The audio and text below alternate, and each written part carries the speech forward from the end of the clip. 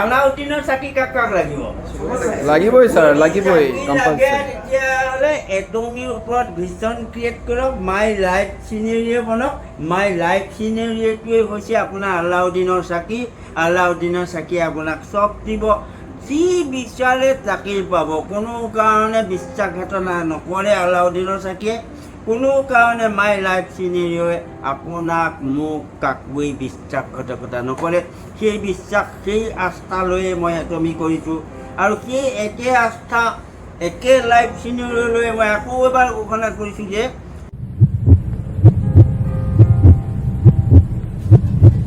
Welcome to my YouTube channel health and wealth আজি আপোনালোকৰ মাজত মই এগৰাকী এনেকুৱা ব্যক্তিক আনিছোঁ যিগৰাকী ব্যক্তিয়ে একচুৱেলি এক্স প্ৰিন্সিপাল দেৰগাঁৱত তেওঁ আছিল তেওঁৰ নাম হৈছে নিপেন দত্ত তেওঁৰ বয়স 62 ইয়াৰ্ছ তো কথা হ'ল তেওঁ আজি আমাক এটা চকু খোলা ভিডিঅ' আমাৰ মাজত আনি দিছে তেওঁ তো কথা হ'ল মানুহৰ যিটো পজিটিভ এটিটিউড মানুহৰ যে মটিভেশ্যন হৈ কিনে মানুহ থাকিব লাগে চেল্ফ মটিভেটেড থাকিব লাগে এই গোটেইখিনি তেওঁ আজি আমাক এই ভিডিঅ'টোৰ জৰিয়তে আনিবলৈ সক্ষম হৈছে আৰু তাতকৈ ডাঙৰ কথাটো এইটোৱেই যে তেওঁ আজি আমাক এনেকুৱা এটা প্লেটফৰ্মৰ বিষয়ে কৈছে যিটো প্লেটফৰ্ম হয়তো আপুনি আজিলৈকে শুনা নাই প্লেটফৰ্মটোৰ নাম হৈছে এটমি এটা ই-কমাৰ্চ পৰ্টেল যিটো পৰ্টেল গভৰ্ণমেণ্ট অফ চাউথ কোৰিয়াই নিজে পৰিচালনা কৰি কিনে তেওঁলোকে অল অভাৰ ৱৰ্ল্ড বিয়পাবৰ কাৰণে এটা সক্ষম হৈছে তো কথা হ'ল তেওঁ এই ভিডিঅ'টোৰ জৰিয়তে আমাক লাইফ চিনেৰিঅ'ৰ বিষয়ে বুজাব চেষ্টা কৰিছে আলাউদ্দিনৰ চাকিৰ বিষয়ে তেওঁ আমাক কৈছে যে আলাউদ্দিনৰ চাকি আমি ক'ত পাম কেনেকৈ পাম আৰু সবচে ডাঙৰ কথাটো হৈছে আমি ফাইনেন্সিয়েল ফ্ৰীডমটো আমি কেনেকৈ ল'ব পাৰিম তাৰে বিষয়ে তেওঁ আমাক এই ভিডিঅ'টোৰ জৰিয়তে আমাক বুজাবলৈ সক্ষম হৈছে কথা হ'ল যদি আপুনি এই ফাইনেন্সিয়েল ফ্ৰীডমৰ বিষয়ে জানিব বিচাৰে তেনেহ'লে আপুনি এই ভিডিঅ'টো শেষলৈ চাব লাগিব আৰু যদি আপুনি শেষলৈকে চায় তেনেহ'লে আপুনি গম পাব যে হয় Atomy what type of platform it is গোটেইখিনি আপুনি বুজি পাব আলাউদ্দিনৰ চাকি ক'ত পাব পজিটিভ এটিটিউড কি বস্তু মটিভেশ্যন কি বস্তু গোটেইখিনি আপুনি গম পাই যাব তো ভিডিঅ'টো আপুনি শেষলৈকে চালেহে এই কথাখিনি বুজি পাব তো বলক আমি ভিডিঅ'টো আৰম্ভ কৰোঁ আৰু আপোনালোকক দেখাওঁ যে ফাইনেন্সিয়েল ফ্ৰীডম কি ধৰণে পাব পাৰি বলক ভিডিঅ'টো আৰম্ভ কৰোঁ থেংক ইউ মালাকাৰ ছাৰে যিখিনি এক্সপিৰিয়েঞ্চ ক'লে বিষয়তে একেবাৰে 100% কথা আৰু বিজনেছটো ছাকচেছৰ মূল বস্তুটো হ'ল মূল চালিকা শক্তিটো হ'ল যিটো life scenario' life vision life scenario' create কৰাৰ ওপৰতেই মানুহৰ ছাকচেছ নিৰ্ভৰ কৰে মই 3 জুলাই তাৰিখে মই লাইফ চিনেৰিঅ' ক্ৰিয়েট কৰিছোঁ তেতিয়া কিন্তু মোক কোনেও লাইফ চিনেৰিঅ' ট্ৰেইনিং মোক কোনেও দিয়া নাই কেৱল মণ্ডল ছাৰে নহয় মণ্ডল ছাৰ তেতিয়া অটো চেলছ মাষ্টাৰ হৈ আছে আমাৰ সঞ্জিত ছাৰ তেতিয়া চেলছ মাষ্টাৰ হৈ আছে অসমৰ এই দুজন আপোনালোকেই মই মেণ্টৰ হিচাপে লৈছিলোঁ কিন্তু তেতিয়া লাইফ চিনেৰিঅ'ৰ ওপৰত কিন্তু কোনো ধৰণৰ মোক ট্ৰেইনিং দিয়া কিন্তু হোৱা নাছিলে আৰু সেই লাইফ চিনেৰিঅ'ৰ ওপৰত লাইফ চিনেৰিঅ' মই ক্ৰিয়েট কৰি লৈছিলোঁ 3 জুলাই তাৰিখে মই লাইফ চিনেৰিঅ' লিখিছিলোঁ আৰু ইয়াতে কেলকাতাত উপস্থিত থকা আমাৰ এজন বন্ধু উপস্থিত আছে গতিকে নাথজি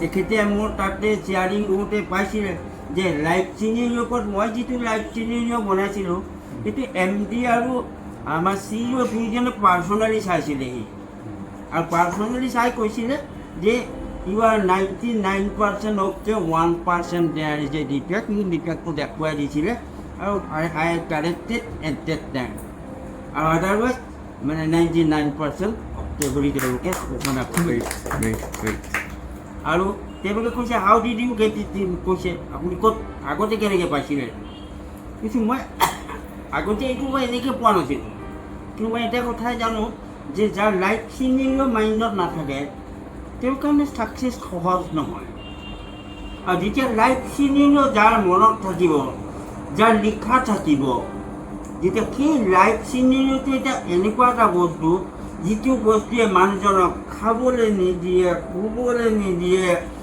আৰু অন্যলৈ ফ'কাছ যাবলৈ নিদিয়ে ছাকচেছ নোহোৱালৈকে সেই লাইফ চিনেৰিঅ' মাই লাইফ চিনেৰিঅ'ই আপোনাক লগ নিদিব জ্বৰে এৰিলেও কপাটিয়ে যেনেকৈ নেৰে বুলি কয় এই কাগজখন এৰি দিলেও ইয়াত আপুনি যি লিখি থ'লে সেইকেইটা কথাই কিন্তু আপোনাক ছাকচেছ নোহোৱালৈকে কিন্তু আপোনাক শান্তি নিদিব না শুবলৈ দিব না খাবলৈ দিব না শান্তি দিব, না কিবা কামত কৰিবলৈ সহজ দিব, না ছাকচেছৰ পৰা আঁতৰি আহিবলৈ দিব। প্ৰডাক্ট শ্বেয়াৰ কেনেকৈ কৰিব লাগিব, ক'ত কৰিব লাগিব, চব তৰিকা ইয়াত দিয়ে। এই তৰিকাবিলাক কোনেও শিকাই নিদিয়ে, ভগৱানেও শিকাই নিদিয়ে, আপলাইনেও শিকাই নিদিয়ে, আৰু কোনেও শিকাই নিদিয়ে। যেতিয়া এই লাইফ চিনেৰীটো ইয়াত আহি যায়, এই লাইফ চিনেৰী শিকাই দিয়ে, এই বুটবক এইটো কৰ, এইজনৰ বুলি নাযাবি, তেওঁ নিকিনে তেওঁ নলয়, এইজনৰ বুলি যা, এইজনৰ বুলি যা, এইজনে ল'বই।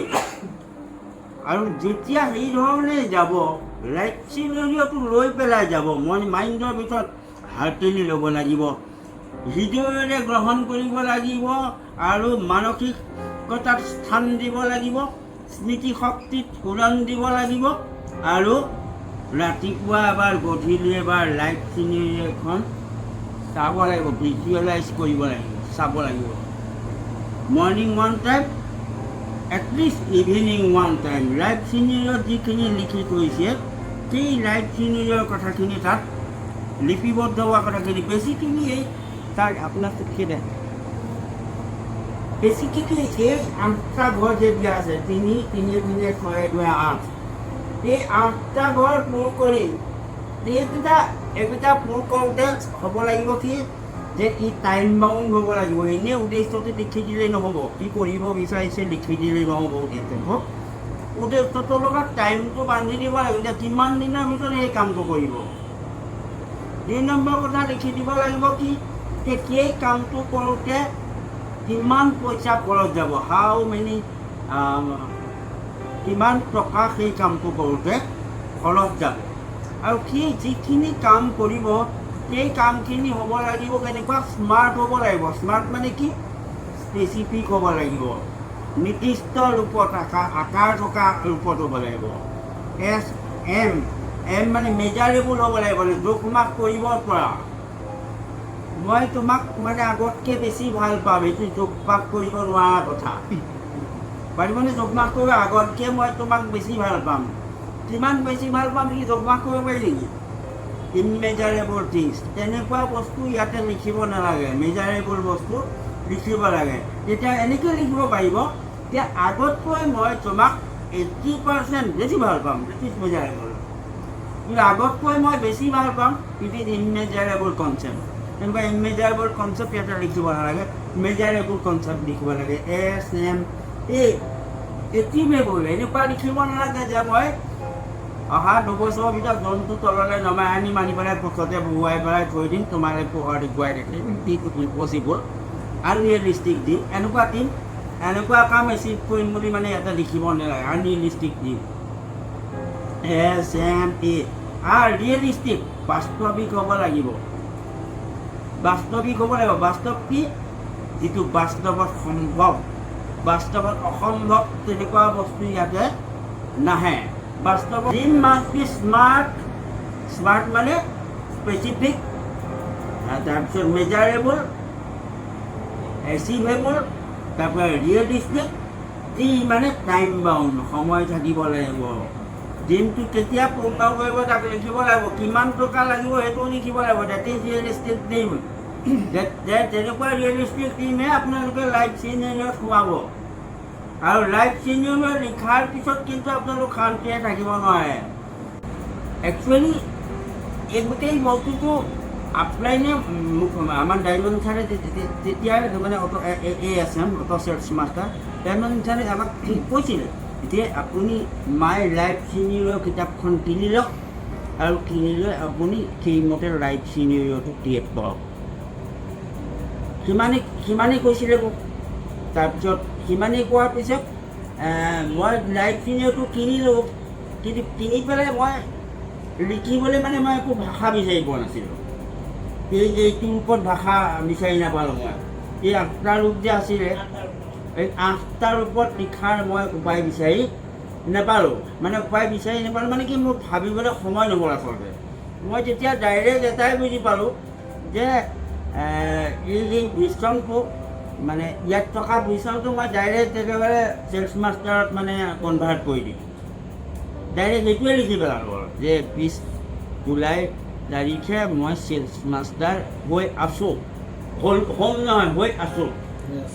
হৈ গৈছে তেনেকৈ লিখিছোঁ আৰু কেনে লিখিছোঁ এই যে লাইফ চিনেৰিঅ' আৰু এই লাইফ চিনেৰিঅ'টো যেতিয়া সজীৱ হৈ থাকিব একো ভিভিড হৈ থাকিব ক্লিয়াৰ হৈ থাকিব নিজৰ মাইণ্ডত নিজৰ যিটো লাইফ চিনেৰিঅ' সেইটো লাইফ চিনেৰিঅ'টো পাহৰিব নালাগিব মানে কাহিনী এটা সোমাই দিলে ভাল মানে মানুহতে ল'ৰা এটা ছোৱালীজনী খুবেই ভাল পায় মানে খুব প্ৰেম কৰে আৰু তেতিয়া এই লগৰ বান্ধৱীকেইজনী মানে সুধিছে যে তুমি তাইক খুব ভাল পোৱা ন খুব ভাল পাওঁ কৈছে খুবেই ভাল পায় কিন্তু কিমান ভাল পোৱা আমি কিন্তু কেতিয়াবা কেতিয়াবা পৰীক্ষা কৰি চাম ঠিক আছে পৰীক্ষা কৰি চাবা তাৰপিছত সেইদিনা একদম উগ্ৰ মানে ধুমুহা ৰ'দ দিছে তাৰপৰা গাজনি মাৰিছে ঢেৰেকনি মাৰিছে তাৰপৰা বান্ধৱী এজনীয়ে ফোন কৰিছে সুব্ৰত ল'ৰাটোৰ নাম সুব্ৰত তুমি আহি যোৱা তোমাৰ নীনা এতিয়া একদম গাজনি ঢেৰেকনি মাজত অকলে আছে এতিয়া সি কৈছে মই কেনেকৈ যাম এতিয়া ইমান মানে ধূপখোৰ বিজুলী মাৰিছে গাজনি মাৰিছে ঢেৰেকনি মাৰিছে তাৰ মাজত মই কেনেকৈ যাম তাইক আৰু ক'বা আৰু মোৰ পজিশ্যন এতিয়া তাই কৈছে তুমি কিমান ভাল পোৱা এতিয়াহে ওলাই গ'ল তোমাৰ প্ৰেমিকা মানে এই গৰ্জন ইয়াত মৃত্যু হৈ যাব তথাপি তুমি ৰিক্স লৈ পেলাই ভাল পোৱা প্ৰমাণ কৰিবলৈ তুমি আহিব নোৱাৰা একজেক্টলি চেম যাওঁ মানুহৰ যিটো কমিটমেণ্ট আমি যে কমিটমেণ্ট দিছোঁ মই তিনিদিনলৈকে এতিয়া মই যিটো কমিটমেণ্ট দিছোঁ কমিটমেণ্টটোৰ কাৰণে মই নিজেই নিজৰ কাৰণে I am responsible for my commitment মই যিটো কমিটমেণ্ট দিছোঁ সেইটো কাৰণে মই জগৰীয়া মই যিটো কমিটমেণ্ট দিছোঁ সেইটোৰ কাৰণে মণ্ডল ছাৰ জগৰীয়া নহয় মই যিটো কমিটমেণ্ট দিছোঁ সেইটোৰ কাৰণে আমাৰ মালাকাৰ ছাৰ জগৰীয়া নহয় মই যিটো কমিটমেণ্ট দিছোঁ সেইটোৰ কাৰণে আমাৰ হিমাংশু ছাৰ জগৰীয়া নহয় মাইছেল্ফ মই নিজেই জগৰীয়া মই নিজেই কমিটমেণ্ট দিছোঁ এতিয়া মই নিজেই দিয়া কমিটমেণ্ট যদি নিজেই কাটোঁ লজ্জাজনক জীয়াই থকাৰ কিবা অৰ্থ আছে নেকি তাৰপিছত চিম্পুল লাইফ তাৰপিছত যদি জীয়াই আছোঁ নিজক নিজে দিয়া কমিটমেণ্ট নিজেই যদি কাটিছোঁ নহয় বুলি ডেট মিনছ মই এটা চিম্পুল লজ্জাৰতভাৱে জীৱন নিৰ্বাহ কৰা এটা কাপুৰুষৰ নিচিনাকৈ জীয়াই ধৰা মানুহ গতিকে চেল্ফ কমিটমেণ্ট আটাইতকৈ গুৰুত্বপূৰ্ণ বিষয় self commitment not commitment to the আপলাইনক কি কমিটমেণ্ট দিছে এইটো আচল কথা নহয় নিজক কি কমিটমেণ্ট দিছে আপলাইন ক'লে প্ৰত্যেকজন মানুহে আমি একোটা ট্ৰেন্সমিটাৰ আমি পাৱাৰ ট্ৰেন্সমিট কৰিব পাৰোঁ আমি পাৱাৰ লোকৰ পৰা ল'বলগীয়াত নাই we can transmit our own power আমাৰ পাৱাৰ আমি ট্ৰেন্সমিট কৰিব পাৰোঁ এটা ট্ৰেন্সমিটাৰৰ কিমান পাৱাৰ আপোনালোক প্ৰত্যেকজনে একোজন মানে একোটা ট্ৰেন্সমিটাৰ কিহৰ পাৱাৰৰ ট্ৰেন্সমিটাৰ আপোনালোকে ট্ৰেন্সমিট কৰিব পাৰে কিন্তু কেতিয়া পাৰিব পাৱাৰ ট্ৰেন্সমিট কৰিব কেতিয়া পাৰিব আমি যে আপলাইনলৈ পাৱাৰ দিবলৈ চাই থাকোঁ আমি আপলাইনৰ পৰা পাৱাৰটো মই নিজে ট্ৰেন্সমিট নকৰোঁ কিয় আমি আপলাইনক মানি জানিব লাগে কি আপলাইনৰ কি এনেকুৱা হয় নেকি আৰু যে মোৰ জীৱনত ঠিকা লৈ থৈছে নেকি যে মোক ডায়মণ্ড মাষ্টাৰ বনাব ইম্পেৰিয়েল মাষ্টাৰ বনাব ঠিকা লৈছে নেকি নেটৱৰ্ক চিষ্টেম কিন্তু ঠিকা চিষ্টেম নহয় এইটো আপলাইনৰ পৰা গাইডেঞ্চ ল'ব লাগে আপলাইনে দিয়া চিষ্টেমটো 100% ফ'ল' কৰিব লাগে এইটো চিম্পল চিষ্টেম আৰু চিম্পল চিষ্টেমটোত আমি সদায় মাথা লগাওঁ এতিয়া লোকে কৰি পোৱা মানে ধুনীয়াকৈ কৃষ্ণৰ ফটোখন ভগৱানৰ ফটোখন আৰি বনাই থৈছে তাত যদি মই আকৌ কৃষ্ণৰ মুখখন বেকা হ'ল বুলি অকণমান লগাই দিওঁ বুলি ৰং সানি দিবলৈ যাওঁ পাতিল কি হ'ল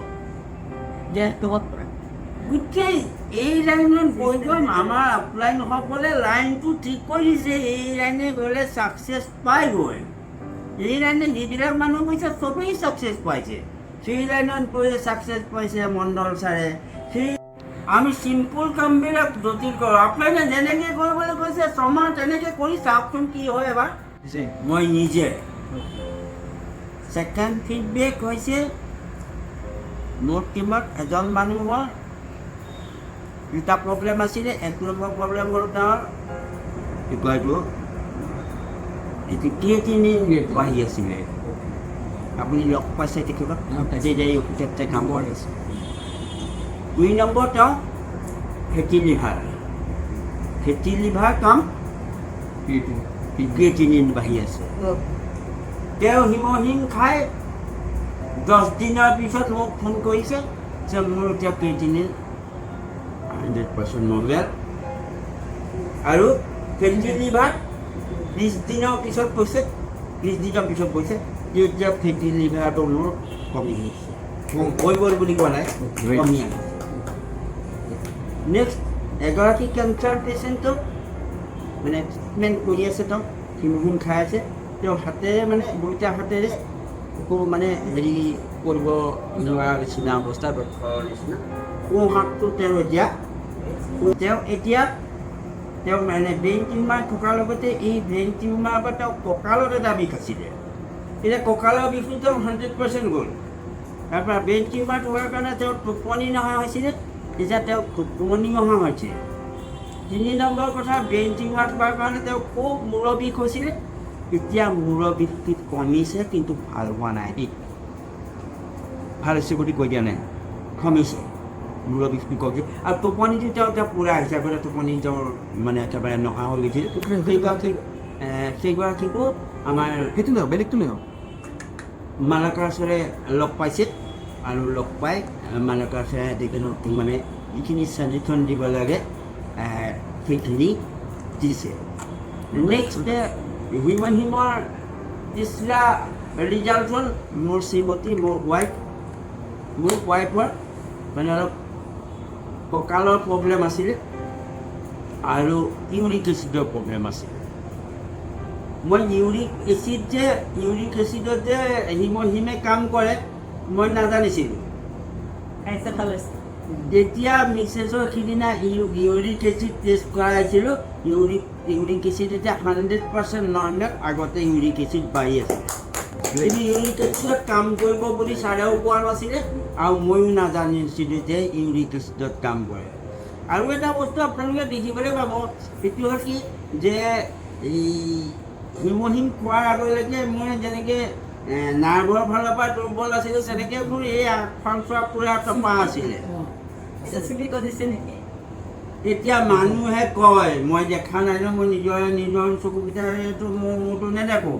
মানুহে কয় মোৰ বোলে হেনো কুটকুলা চুলি গজিছে। মই নাজানো, আপোনালোকে বিচাৰ কৰি এটা চাৰ্টিফিকেট দিয়ক মোৰ গজিছেনে নাই। মই নিজে দেখা নাই। মাজুলীৰ পেচেণ্ট আহি আছে, বস্তা কি পেচেণ্ট কাকো নাজানো। এতিয়া ক'বগৈ লাগিব এইটো বুজোতেই আমাৰ ডক্টৰ ইমেজ তাকে পাব পাৰে। আৰু তাৰপিছত যদি কোনোবাই নলয়, কাকো খাতি বাতি কৰি নাথাকে। মই যদি কাকো কাটি বাতি নকৰোঁ, মই ডাইৰেক্ট কৈ দিওঁ। তেতিয়া আলাউদ্দিনৰ চাকি কাক লাগিব কওক। আমাৰ ছাৰ কথা বাদ দি পেলাই মই সকলোকে সুধিছোঁ, ছাৰক বাদ দি